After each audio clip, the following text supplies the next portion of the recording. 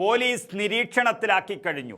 ഇനി മുൻ മുഖ്യമന്ത്രിയാണെന്നും പറഞ്ഞ് പിണറായി വിജയന് രക്ഷപ്പെടാനോ ഒഴിഞ്ഞുമാറാനോ സാധിക്കില്ല.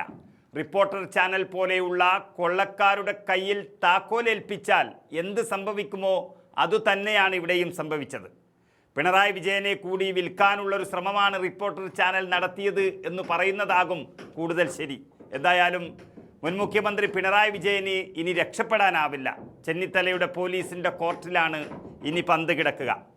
അർജന്റീന ഫുട്ബോൾ ടീമിൻ്റെ കേരള സന്ദർശനവുമായി ബന്ധപ്പെട്ട് വലിയ രീതിയിലുള്ള വിവാദങ്ങൾ ഉയരുമ്പോൾ മുൻ മുഖ്യമന്ത്രി പിണറായി വിജയനും അന്നത്തെ കായിക മന്ത്രി വി അബ്ദുൾ റഹ്മാനും ഇനി ഉത്തരവാദിത്തങ്ങളിൽ നിന്ന് എളുപ്പത്തിൽ കൈകഴുകാൻ കഴിയില്ലെന്ന് ഉറപ്പായിരിക്കുകയാണ്.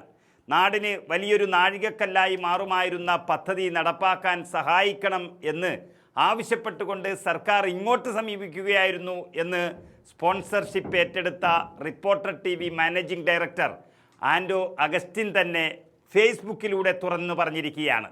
അതോടെ കാര്യങ്ങളുടെ ഗൗരവം വർദ്ധിപ്പിച്ചിരിക്കുന്നു. ടെൻഡറില്ലാതെ വഴിവിട്ട നീക്കങ്ങൾ നടന്നു എന്ന ചട്ടലംഘനം ആൻഡോ അഗസ്റ്റിൻ്റെ വെളിപ്പെടുത്തലിലൂടെയും കായിക വകുപ്പ് സ്പെഷ്യൽ സെക്രട്ടറിയുടെ അന്വേഷണ റിപ്പോർട്ടിലൂടെയും സ്ഥിരീകരിക്കപ്പെട്ടതോടെ ചെന്നിത്തലയുടെ പോലീസിന് ധൈര്യമായി മുന്നോട്ട് പോകാനുള്ള സാഹചര്യമാണ് ഒരുങ്ങിയിരിക്കുന്നത്. പൊതുഭരണ മാനദണ്ഡങ്ങളും നടപടിക്രമങ്ങളും പൂർണ്ണമായും കാറ്റിൽ പറത്തിയാണ് ലയണൽ മെസ്സിയും സംഘവും അടങ്ങുന്ന ലോക ചാമ്പ്യന്മാരുടെ വരവിനായി സമാനതകളില്ലാത്ത വഴിവിട്ട സഹായങ്ങൾ ഭരണകൂടം നൽകിയത് എന്ന ആരോപണം ശരിവെക്കുന്ന വിവരങ്ങളാണ് പുറത്തുവരുന്നത്. യാതൊരുവിധ സുതാര്യതയുമില്ലാതെ പരസ്യ ടെൻഡറുകൾ വിളിക്കാനോ മറ്റു പ്രമുഖ ഏജൻസികളെ വിവരമറിയിക്കാനോ മുതിരാതെയാണ് ഈ അന്താരാഷ്ട്ര പദ്ധതി ഒരു സ്വകാര്യ ചാനലിന് തളികയിലെന്ന പോലെ വെച്ച് നീട്ടിയത്. നിയമപരമായ എല്ലാ തടസ്സങ്ങളും മറികടന്ന് കരാറുകൾ ഉറപ്പിച്ചതിനു പിന്നിൽ ആരുടെ താല്പര്യമായിരുന്നു എന്ന ചോദ്യത്തിന് ഇനി മറുപടി പറയേണ്ടത് പിണറായി വിജയനും മന്ത്രി അബ്ദുൾ റഹ്മാനുമാണ്. മാംഗോ ഫോൺ തട്ടിപ്പും മുട്ടിൽ മരം മുറി കേസും അടക്കം അനവധി ക്രിമിനൽ സാമ്പത്തിക കുറ്റകൃത്യങ്ങളിൽ ആരോപണ വിധേയനായ ഒരു വ്യക്തിയോടാണ് സംസ്ഥാന സർക്കാർ ഇത്തരമൊരു വമ്പൻ കരാറിന് സഹായം അഭ്യർത്ഥിച്ചത് എന്ന് പറയുമ്പോൾ ഇത് തട്ടിപ്പ് നടത്താൻ വേണ്ടി മാത്രമായിരുന്നു. സാമ്പത്തിക തട്ടിപ്പ് കേസുകളിൽ ഉൾപ്പെട്ട് ജയിൽവാസം വരെ അനുഭവിച്ചിട്ടുള്ള ഒരു വ്യക്തിയുടെ സാമ്പത്തിക അടിത്തറയോ പശ്ചാത്തലമോ പരിശോധിക്കാൻ തയ്യാറാകാതെയാണ് ഭരണകൂടം കോടികളുടെ പദ്ധതിയുടെ സാരഥ്യം അദ്ദേഹത്തെ ഏൽപ്പിച്ചത്. സംസ്ഥാനത്തിൻ്റെ പേരിനും അന്തസ്സിനും വലിയ തിരിച്ചടി ഉണ്ടാക്കിയ ഈ നീക്കത്തിൻ്റെ പൂർണ്ണ ഉത്തരവാദിത്തത്തിൽ നിന്ന് അന്നത്തെ കായിക മന്ത്രാലയത്തിനും ഭരണ നേതൃത്വത്തിനും മാറി നിൽക്കാൻ കഴിയില്ല. വിവാദ വ്യക്തികളുമായി ചേർന്ന് വ്യക്തമായ ധനകാര്യ സുതാര്യതയോ പ്ലാനിങ്ങോ ഇല്ലാതെ മുന്നോട്ട് പോയത് പൊതുസമൂഹത്തിന് മുന്നിൽ കേരളത്തെ നാണം കെടുത്തിയിരിക്കുകയാണ്. ഔദ്യോഗിക സുരക്ഷാ മുന്നറിയിപ്പുകൾ പോലും അവഗണിച്ചായിരുന്നു ഈ നീക്കങ്ങൾ നടന്നത്. മുൻപ് പോലീസ് നടത്തിയ അന്വേഷണത്തിൽ തന്നെ അർജന്റീനൻ ടീം കേരളത്തിലെത്താനുള്ള സാധ്യത വിരളമാണെന്നും അവർ മുന്നോട്ട് വെച്ച വ്യവസ്ഥകൾ സംശയാസ്പദമാണെന്നും സർക്കാരിന് മുന്നറിയിപ്പ് ലഭിച്ചിരുന്നു.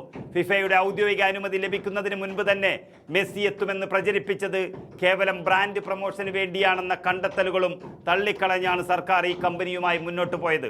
സംഭവത്തിൽ ഗുരുതരമായ ക്രമക്കേട് വ്യക്തമായതോടെ കേസ് രജിസ്റ്റർ ചെയ്ത് ചെന്നിത്തലയുടെ പോലീസിന് ധൈര്യമായി മുമ്പോട്ട് പോകാമെന്ന സ്ഥിതിയാണുള്ളത്. ഇതിന് പിന്നാലെ വിജിലൻസ് ആൻഡ് ഡീ കറപ്ഷൻ ബ്യൂറോയുടെ സമഗ്ര അന്വേഷണവും അനിവാര്യമായിരിക്കുകയാണ്. പൊതുമുതൽ ദുരുപയോഗം ചെയ്തതിനും സ്വകാര്യ വ്യക്തിക്ക് സാമ്പത്തിക നേട്ടമുണ്ടാക്കാൻ ഒത്താശ ചെയ്തതിനും അഴിമതി നിരോധന നിയമപ്രകാരം അന്വേഷണം നടത്തേണ്ട സാഹചര്യമാണുള്ളത്. സ്പോൺസർഷിപ്പുമായി ബന്ധപ്പെട്ട സാമ്പത്തിക ഇടപാടുകളുടെ സുതാര്യക്കുറവും GST വെട്ടിപ്പ് ആരോപണങ്ങളും കേസിൻ്റെ വ്യാപ്തി കൂട്ടുന്നു. അന്താരാഷ്ട്ര ഫുട്ബോൾ അസോസിയേഷനുമായി നടത്തിയ സാമ്പത്തിക കൈമാറ്റങ്ങളിൽ കേന്ദ്ര ഏജൻസികളുടെയോ റിസർവ് ബാങ്കിൻ്റെയോ മുൻകൂർ അനുമതി ഉണ്ടായിരുന്നോ എന്നത് സംബന്ധിച്ച് ED ഉൾപ്പെടെയുള്ള ഏജൻസികളും നിരീക്ഷിച്ചു വരികയാണ്. വരാനിരിക്കുന്ന തെരഞ്ഞെടുപ്പുകളിൽ വലിയ രാഷ്ട്രീയ തിരിച്ചടി ആകുമെന്ന മുന്നറിയിപ്പുകളെയും അന്നത്തെ ആഭ്യന്തര സെക്രട്ടറിയുടെ വിലയിരുത്തലുകളെയും ചവറ്റുകുട്ടയിലെറിഞ്ഞ് ഒരു പ്രത്യേക സ്വകാര്യ ചാനലിന് വഴിവിട്ട സഹായം നൽകാൻ മുതിർന്നത് എന്തിനായിരുന്നു എന്നതിന് ഉന്നതർ ഉത്തരം പറയേണ്ടി വരും. ചട്ടലംഘനം സ്ഥിരീകരിക്കപ്പെടുകയും ടെൻഡറില്ലാത്ത വഴിവിട്ട നീക്കം തെളിയുകയും ചെയ്തതോടെ രമേശ് ചെന്നിത്തലയുടെ പോലീസിനും വിജിലൻസിനും ശക്തമായ നടപടികളുമായി മുന്നോട്ടു പോകാം. വിജിലൻസ് അന്വേഷണവും GST പരിശോധനകളും ഊർജിതമാകുന്നതോടെ വരും ദിവസങ്ങളിൽ കൂടുതൽ പ്രമുഖർ കേസിൽ കുടുങ്ങുമെന്നാണ് വ്യക്തമാകുന്നത്.